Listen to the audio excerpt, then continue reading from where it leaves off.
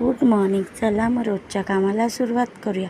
आपल्याला तर माहिती आहे मी कुकिंगचा जॉब करते, तर मॉर्निंगमध्ये वॉक करत करत जात आहे ती तिकडे जिथे मी कुकिंगचा जॉब करते.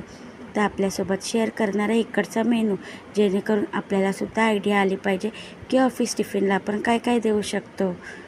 तर चला मग बघूया ऑफिस टिफिन. या ऑफिस टिफिनमध्ये आपण काय काय मेनू देणार आहे.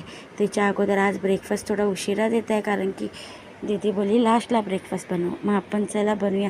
एक साईड राईस, एक साईड अख्ख्या मसूरची डाळ छान शिजत आहे, 2-3 शिटी होत आहे, तोपर्यंत अनार सोलून घेऊया.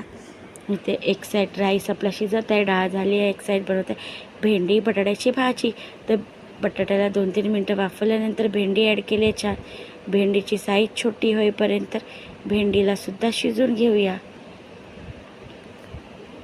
एक साईड आपला राईस शिजत आहे आणि एक साईड बनत आहे चहा. छान अशी चहा बनवायला ठेवला आहे.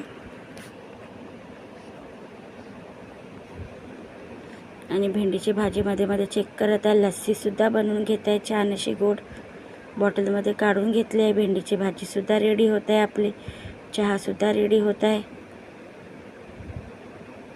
बघू शकता भेंडीची भाजी झाली आहे, साईज कमी होईपर्यंत शिजून घेतली आहे. चहा झाली आहे, ती कपात काढून घेतले. ब्रेकफास्टमध्ये ऑमलेट बनत आहे.